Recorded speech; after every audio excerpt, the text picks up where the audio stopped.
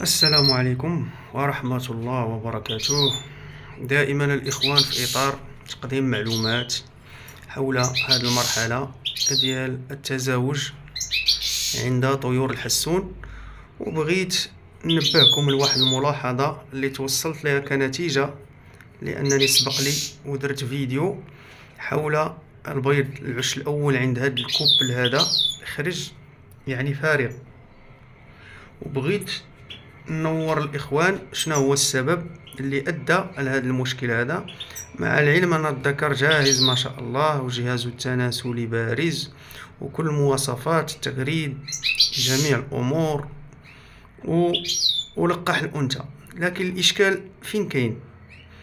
الإشكال أنه اللي توصلت ليه هو أن الذكر يعني خليته انا مع الانثى وكونوا العش، يعني جمعوا العش، والانثى مازال ما جمعتش العنقود ديال البيض والذكر كان يلقح فيها. وفي هذه الفتره هذه منين الذكر كيلقح الانثى ديال الحسون وهي مازال ما جمعتش العنقود ديال البيض ديالها، يعني مازال ما كوناتوش، شنو اللي وقع علميا؟ الحيوان المنوي ديال الذكر يعني كيعيش في الرحم ديال الانثى 3 أيام وكيموت. وهذا الإشكال هو يعني الذكر منين كيلقح الأنثى وهي كتجمع العش ولكن مازال ما كتبيضش، يعني مازال ما حطتش البيض، يعني مازال ما تكونش عندها عنقود البيض.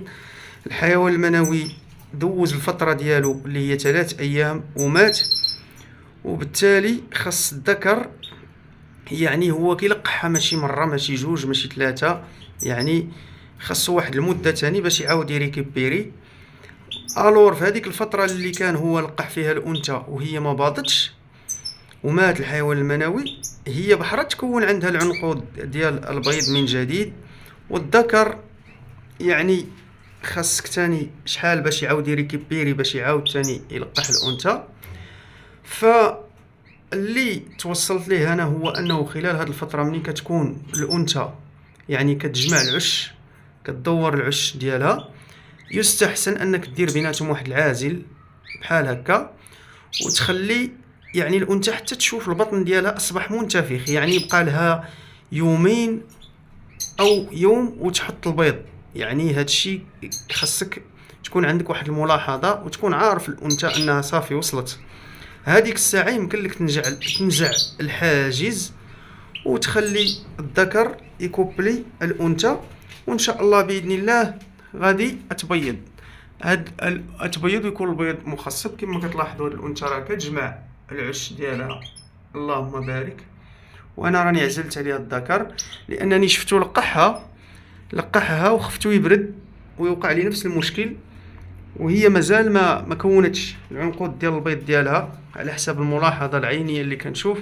كذلك هذه حتى هي راني عزلت عليها، حيدت عليها الذكر حتى تكمل العش ديالها، ويبقى لي يوم او يومين ونطلق الذكر على الانثى، وديك الساعه ان شاء الله يلقحها ويخرج البيض ملقح. فهذا هو الامر اللي استنتجت منين كيكون الذكر جاهز وواجد يعني والانثى مازال، فيستحسن انك تخلي الذكر بعيد عليها واحد شويه، لانه الا مشى حتى لقحها ف غادي يكون العنقود ديال البيض مازال ما تكونش عندها هي، والحيوانات المنويه كتعيش 3 ايام في الرحم ديال الانثى كتموت، وبالتالي ما غادي يخرج البيض غير مخصب.